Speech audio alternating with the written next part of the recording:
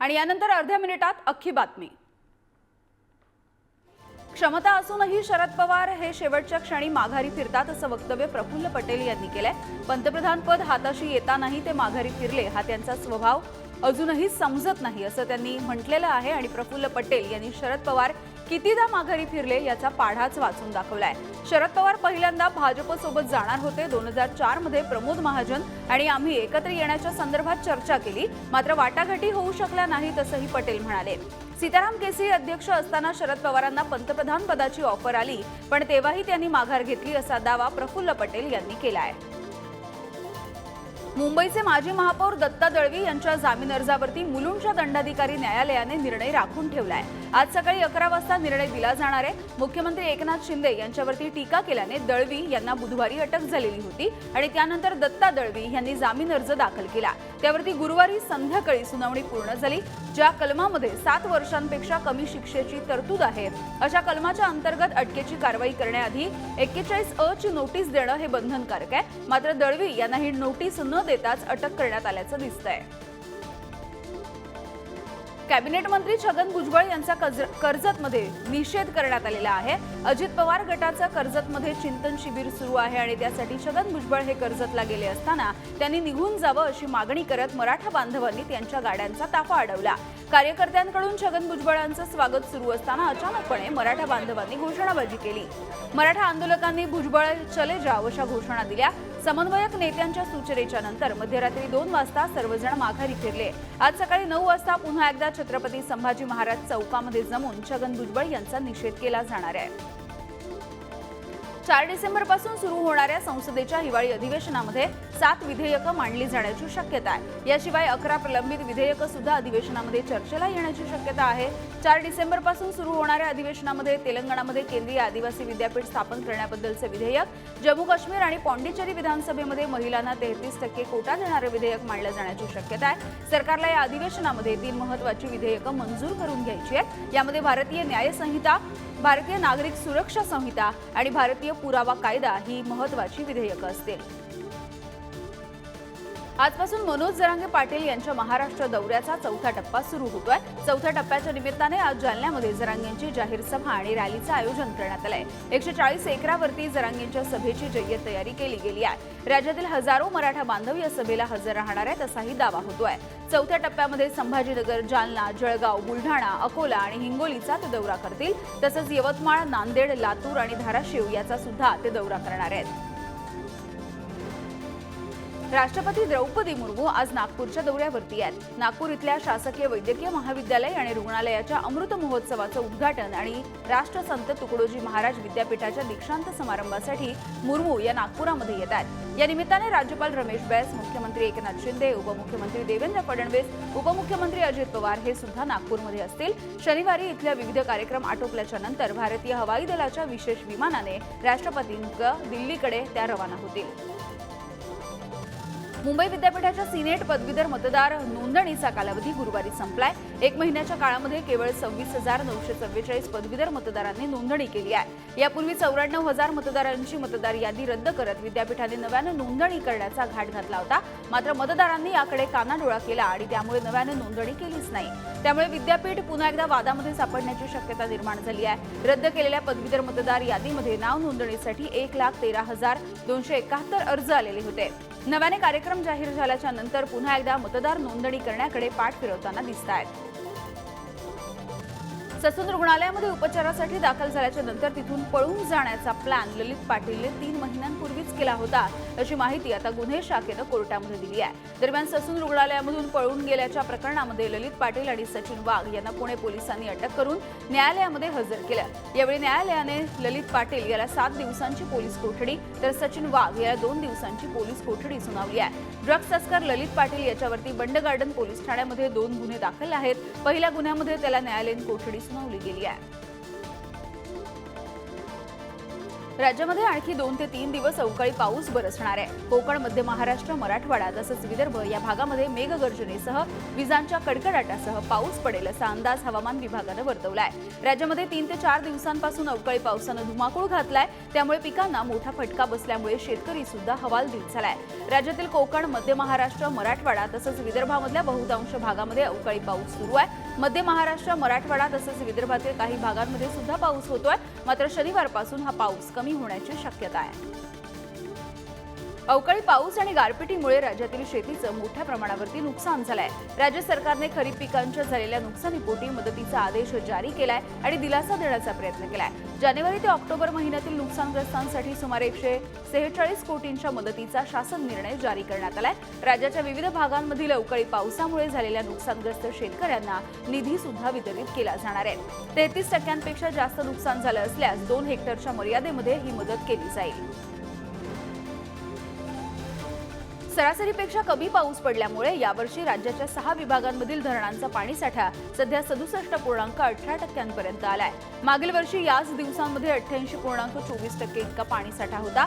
सध्या 21% हा जलसाठा कमी झालाय। जलसाठे कमी झाल्यामुळे ऐन थंडीच्या दिवसांमध्ये मराठवाडा, विदर्भ आणि मध्य महाराष्ट्रातील बहुतांश जिल्हे आणि शहरांमध्ये 10 ते 15 दिवसांमधून एकदा पाणी यायला लागलंय। त्यामुळे नागरिकांचे आता पाण्यावाचून हाल सुरू झाले असून स्थानिक पातळीवरती जिल्हाधिकारी कार्यालयाकडून टँकरच्या माध्यमातून पाणी पुरवठा करण्याची वेळ आली आहे। गेले 3 दिवस कोल्हापुरामध्ये सर्वत्र अवकाळी पाऊस कोसळतोय। या पावसाने शेत शिवारांमध्ये पाणीच पाणी झालंय। तसंच अनेक ओढ्यांना सुद्धा पाणी आल्यामुळे ऊस तोडणीची कामं सुद्धा खोळंबून गेली आहेत। मात्र रब्बी हंगामामधल्या पिकांच्या लागवडीसाठी हा पाऊस अत्यंत चांगला असून जमिनीच्या मशागतीच्या कामांना आता वेग येतोय। तब्बल 1.5 ते पावणे 2 महिन्यांच्या नंतर गेले 2 दिवस कोल्हापूर जिल्ह्यामध्ये पाऊस कोसळतोय। ऑक्टोबर महिन्यामध्ये पाऊस झाला असता तर नोव्हेंबर महिन्यामध्ये रब्बीच्या पेरणीचा हंगाम जोमाने सुरू झाला असता, मात्र पाऊसच न झाल्यामुळे रब्बीच्या पेरण्या खोळंबल्या होत्या। राज्यातील सहकार क्षेत्र आता हायटेक होणार आहे, कारण सर्व संस्थांचे व्यवहार आता ऑनलाईन पद्धतीने होतील। आर्थिक आणि व्यावहारिक दृष्टिकोनामधून सक्षम करण्यासाठी राज्यातील सुमारे 12,000 विकास संस्थांचं संगणकीकरण करून त्या एकमेकांना जोडल्या जातील। संगणकीकरणामुळे संस्थांचे व्यवहार सुलभ होण्यासाठी मदत होणार आहे। 470 कोटींच्या या प्रकल्पामध्ये राज्य सरकार 153 कोटी रुपये खर्च करत आहे। ग्रामीण भागांमध्ये विविध कार्यकारी सेवा सहकारी संस्थांच्या मार्फत शेतकऱ्यांना कर्ज पुरवठा केला जातो। मुंबई कृषी उत्पन्न बाजार समितीमध्ये पांढरा वाटाणा आणि हिरव्या वाटाण्याची आवक कमी झाल्यामुळे दरांमध्ये चांगलीच वाढ होते आहे। पांढरा वाटाणा आणि हिरवा वाटाणा 3 महिन्यांपूर्वी 55 ते 60 रुपये प्रति किलो होता, पण आता त्यांच्यामध्ये दरवाढ दिसून येते आणि 80 ते 90 रुपये किलो दरानं तो विकला जातोय। सद्यस्थितीमध्ये मालाची आवक कमी असल्यामुळे दरामध्ये वाढ झाली आहे। त्यातच मागील 3 वर्षांपासून शासनाने हिरव्या आणि सफेद वाटाण्याची आयात बंद केली आहे। कॅनडामधून वाटाणा हा भारतामध्ये येतो, पण सद्यस्थितीमध्ये भारतामध्ये असणारा माल कमी पडतोय, त्यामुळे दर चांगलेच वधारले आहेत। मुंबईमध्ये मध्य रेल्वेवरती आता नाईट कोर्ट मोहीम राबवली जाणार आहे। मध्य रेल्वेच्या मुंबई विभागाकडून संध्याकाळच्या गर्दीच्या वेळी नियमांचं उल्लंघन करणाऱ्या प्रवाशांना रोखण्यासाठी नाईट कोर्टची विशेष मोहीम राबवली जाते आहे। यामध्ये व्हिडिओ कॉन्फरन्सिंगच्या माध्यमातून 311 व्यक्तींवरती खटला चालवून 46,950 रुपयांचा दंड वसूल करण्यात आलाय। कल्याण, टिटवाळा, बदलापूर, पनवेल, ठाणे, मुंब्रा, दिवा इथे ही मोहीम राबवली जाते आहे। आरक्षित डब्यांमध्ये अनधिकृतपणे प्रवेश केल्याबद्दल 197 जणांवरती गुन्हा दाखल झालाय। राज्यभरामध्ये 3,000 कोटी रुपयांचं मुद्रांक शुल्क बुडालंय। म्हाडा, झोपू, सिडकोच्या व्यवहारांचा सुद्धा यामध्ये समावेश आहे। विविध योजनांच्या मार्फत वाटप करण्यात आलेल्या सदनिका तसंच गृहनिर्माण संस्थांकडून खरेदी केलेल्या सदनिकांच्या दस्त नोंदणीची तब्बल 2,32,000 प्रकरणं प्रलंबित दिसतात। राज्य सरकारचा सुमारे 3,000 कोटी रुपयांचा मुद्रांक शुल्क बुडाल्याचा धक्कादायक अहवाल समोर येतोय। दुय्यम निबंधकांकडे मालमत्तांची दस्त नोंदणी करताना जमीन किंवा सदनिकांची किंमत ही कमी दाखवून मुद्रांक शुल्क बुडवल्याची लाखो प्रकरणं आता समोर येताना दिसतायत। यंदाच्या वर्षामध्ये देशभरात 40 कोटी रुपये किमतीवरील आलिशान घरांचा 58 व्यवहार झालेले आहेत। या घरांसाठी सरासरी 70 कोटी रुपयांप्रमाणे 4,063 कोटी रुपये मोजण्यात आले आहेत। यातील 53 व्यवहार देशाची आर्थिक राजधानी असलेल्या मुंबईमधले आहेत। उर्वरित 4 व्यवहार हे दिल्ली आणि हैदराबादमधले आहेत। देशभरातील 7 महानगरांमध्ये 2022 मध्ये 1,170 कोटी रुपये मूल्यांच्या 13 घरांची विक्री झाली होती। यंदा घरांची विक्री चौपट झाली असून किमतीमध्ये सुद्धा तिप्पट वाढ झाली आहे। गेल्या वर्षी मुंबईमध्ये 11 आणि दिल्लीमध्ये 2 व्यवहार झाले होते। वांद्रे आणि अंधेरी भागामध्ये काही ठिकाणी उद्या कमी दाबानं पाणी पुरवठा होणार असल्याची माहिती मिळते. जलवाहिनीला गळती सुरू झाल्यामुळे कमी दाबाने हा पाणी पुरवठा होणार आहे.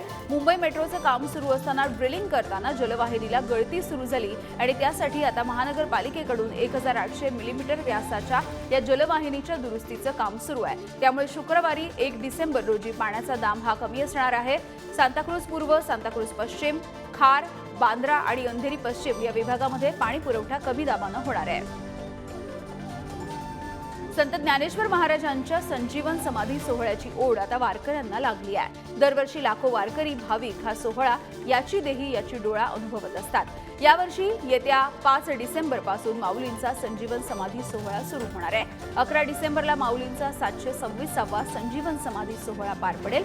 या सोहळ्याच्या दरम्यान लाखो भाविक हे आळंदीमध्ये दाखल होत असतात आणि याच निमित्ताने मंदिर प्रशासन आता सोहळ्यासाठी सज्ज झालेले आहे. लाखो भाविक या संजीवन सोहळ्यासाठी उपस्थित राहणार आहेत. हिंगोलीमधल्या जवळा बाजार इथल्या श्री स्वामी समर्थ आध्यात्मिक केंद्रामध्ये 1111 दिव्यांचा देव दीपोत्सव साजरा झालाय. यावेळी भाविक मोठ्या प्रमाणावरती उपस्थित होते आणि दीपोत्सवाच्या सोहळ्यामध्ये ते सहभागी झाले. हा सोहळा दीपोत्सव बघण्यासाठी भाविकांनी मोठी गर्दी केली. या दीपोत्सवाच्या निमित्ताने आध्यात्मिक केंद्रातला परिसर उजळून निघाला होता.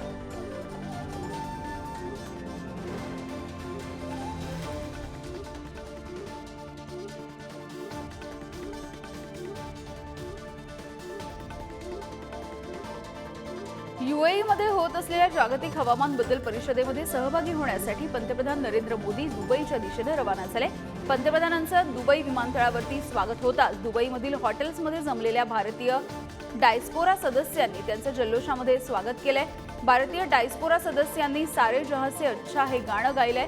भारत माता की जय आणि वंदे मातरम याच्या घोषणा दिल्या आहेत. यूएईकडे यंदाच्या परिषदेचं यजमानपद आहे आणि त्यांच्या उद्घाटनाच्या कार्यक्रमामध्ये पंतप्रधान नरेंद्र मोदी यांचं भाषण होणार आहे. याशिवाय 3 उच्चस्तरीय बैठका सुद्धा होणार आहेत आणि पंतप्रधान नरेंद्र मोदी हे यामध्ये सहभागी होतील.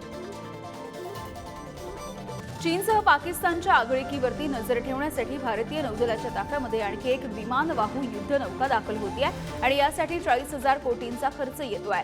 हिंदी महासागरामध्ये आपली ताकद वाढवण्यासाठी भारत आता प्रयत्न करत आहे. चीनच्या दादागिरीला शह देण्यासाठी नवीन विमानवाहू युद्धनौका बनवण्यात येते आहे. या युद्धनौकेचं वजन साधारणतः 45,000 टन इतकं असणार आहे. कोचिन शिपयार्डमध्ये ही युद्धनौका बनवली जाणार आहे. या युद्धनौकेवरती 28 लढाऊ विमानांसह एक हेलिकॉप्टर सुद्धा तैनात केलं जाणार आहे.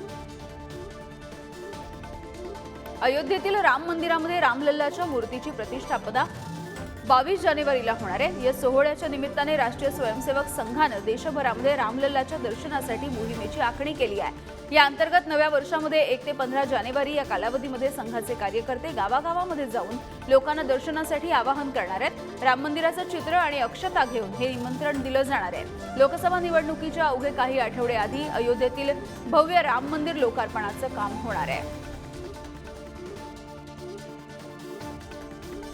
चीनमध्ये मुलांमध्ये न्यूमोनियाचे रुग्ण वाढू लागले असून यामध्ये प्रामुख्याने इन्फ्लुएन्झा आणि मायक्रोप्लाझा आणि सोर्स कोविड-19 याचे रुग्ण अधिक दिसत आहेत. यामुळे जगभरातील देशांना जागतिक आरोग्य संघटनेनं सतर्कतेचा इशारा दिल्याच्या नंतर मुंबई विमानतळावरती सुद्धा थर्मल स्क्रीनिंग काटेकोरपणे सुरू करण्यात आलंय. यामध्ये चीनमधून येणाऱ्या प्रवाशांवरती विशेष लक्ष दिलं जात आहे. देशामध्ये कोविडच्या काळामध्ये उद्भवलेली परिस्थिती अत्यंत भयानक होती आणि याची खबरदारी म्हणून आरोग्य विभागाकडून आता नव्या उपाययोजना आणि खबरदारी घेतली जाते.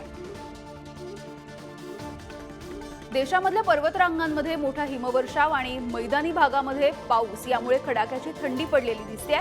जम्मू काश्मीरमध्ये गुरुवारी सकाळपासून प्रचंड हिमवर्षाव सुरू झालेला आहे आणि यानंतर गुलमर्गचं किमान तापमान हे उणे 1 अंशापर्यंत खाली पोहोचलंय. तिकडे तमिळनाडूमध्ये गेल्या काही दिवसांपासून सुरू असलेल्या मुसळधार पावसामुळे पूरजन्य परिस्थिती निर्माण झाली आहे. रस्त्यांवरती पाणीच पाणी आलंय. तर दक्षिणेमध्ये चेन्नईच्या अर्नाकुलम शहरामध्ये एनडीआरएफचं पथक तैनात करण्यात आलाय. मध्य प्रदेशातील 14 जिल्ह्यांमध्ये पावसाचा ऑरेंज अलर्ट सुद्धा जारी करण्यात आलाय.